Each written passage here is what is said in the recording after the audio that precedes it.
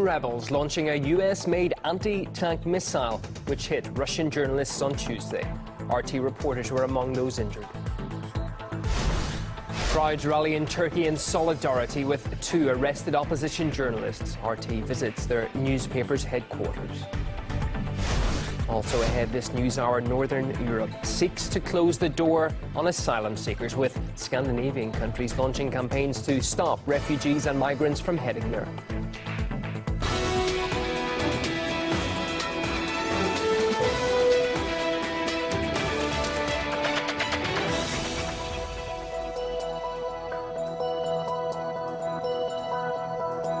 From Moscow to the world, welcome to RT International. My name's Ewan O'Neill. Good to have your company. Video has emerged apparently showing Syrian rebels firing an American-made anti-tank missile that hits a car carrying Russian journalists. Here you can see the moment when a Syrian rebel allegedly fires at the press convoy in Latakia, northwest Syria, near the Turkish border. Our correspondent, Roman Kosterev, was in that car. The red circle here shows Roman running for cover. He recounts what happened. Well, I've been receiving not only words of support, but also some food for thought as well. And I believe here's a video that was sent to my Twitter account. It's titled "Jihadists Launch TOW at Journalist." The video shows Syrian rebels. It's firing an anti-tank missile. And the landscape is very, very reminiscent of the one where we came under fire from militants.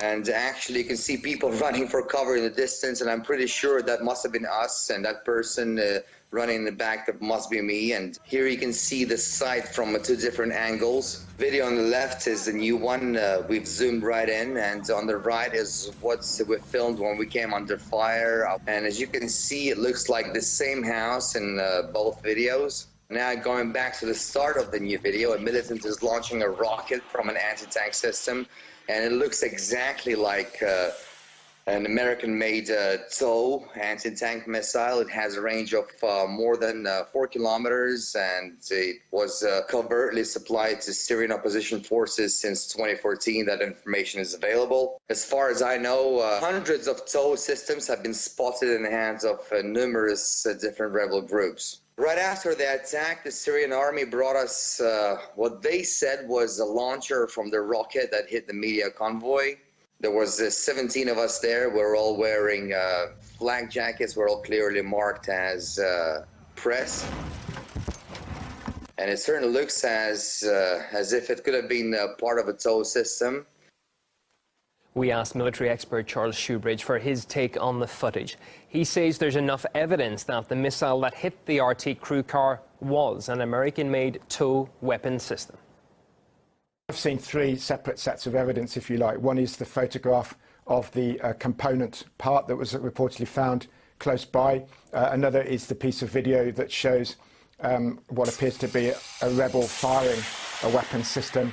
Then, of course, there's allied to that, there's an extra bit of video which shows the weapon striking the ground. And then there's the video from the car of the journalists themselves, which seems to show the strike. All of those are consistent with the use and the near miss by a TOW missile system on the ground.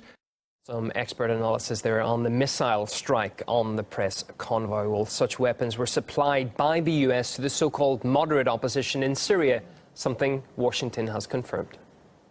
Everybody acknowledges that there were issues and challenges with respect to the training aspect of some of these moderate opposition fighters. But what has proven effective in the past, particularly in Syria, has been the equipping part of training and equipping.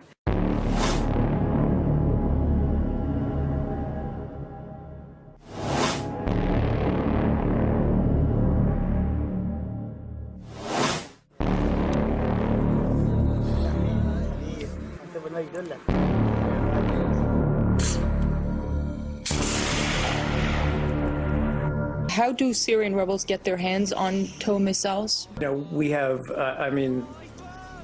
there's any number of ways. First of all, we have supplied some of the Syrian forces that are fighting ISIL in northern Syria. We talked about that before. Michael Maloof, a former security analyst to the U.S. Defense Secretary, told us about the most likely route of the missiles from America to the Middle East. It's definitely a U.S.-made TOW missile. CIA has been providing this weapon through Turkey to various fighting groups, which they've declared to be moderates and which is yet undefined, principally Free Syrian Army, Turkmens, and it's also financed by the Saudi Arabians. More TOWs have actually gone into Syria to these so-called moderate groups, Sunni fighters, really, ever since Russia actually began bombing. So the amount of TOWs going in there have actually increased, and the Saudis, of course, are paying for a lot of it. Anger over the arrest of two prominent journalists is gathering steam in Turkey. Police used pepper spray to push back protesters in Ankara rallying in their support. While in Istanbul, hundreds also gathered outside the newspaper's headquarters in a show of solidarity.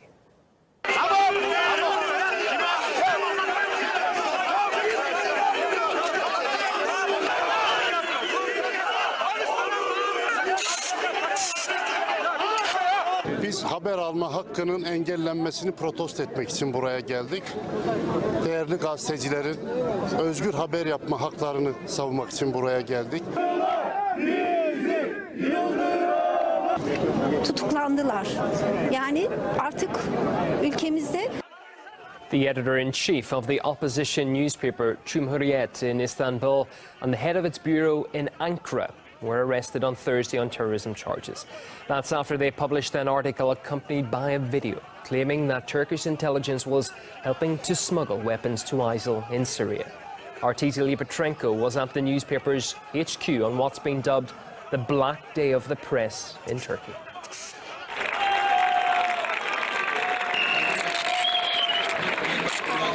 What does it say on that front page? Black Day of Press. During the whole afternoon, supporters of the jailed Cumhuriyet journalists were rallying outside the newspaper's office in Istanbul. But when things calmed down, we were finally let into the office and allowed to talk to the journalists of one of the few remaining independent newspapers in Turkey.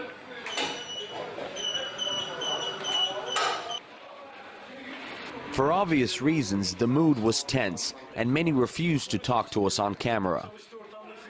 We know that they're smuggling, ISIS is smuggling oil to Turkey and through Turkey. You know that? Well, it's kind of common knowledge right now, but the big question is it possible that they're doing it without the government's knowledge or some authorities' knowledge? And a phone call, a few steps up the stairs, and I was sitting down with one of the bosses and another English-speaking journalist. They said watching Cumhuriyet's notorious video, which appears to show Turkish intelligence services trucks packed with shells, is enough to draw plenty of suspicion. And what is the ISIS situation? That things were going to ISIS. Where does the information that they were heading to ISIS come from? picture. There was that flag that belongs to ISIS. You can see the flag very clearly. Yeah. So Where? in the borderline. In Turkish borderline. Mm-hmm. So in several locations? Yeah. You can clearly see some bus drivers, some truck drivers are telling that we saw this and we saw this going to... You said the bus drivers were saying that they're going where? In the border. In the border. They were going towards the border? Yes. And on the other side of that border line, there were ISIL flags, right? Please watch the video. But finding the whole version of the video isn't so easy. Turkish authorities banned it and are said to keep taking the clip offline. What they can't ban are their own statements made shortly after Cumhuriyet blew the whistle. İŞİD'e giden silahlar Özgür Suriye ordusuna gidiyordu. Özgür Suriye ordusunun birinci...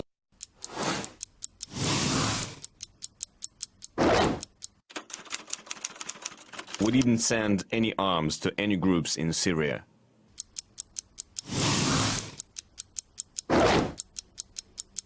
Yes, I'm saying this without hesitation. That aid was destined for the Turkmen. Are we supposed to just watch as our Turkmen brothers are being slaughtered?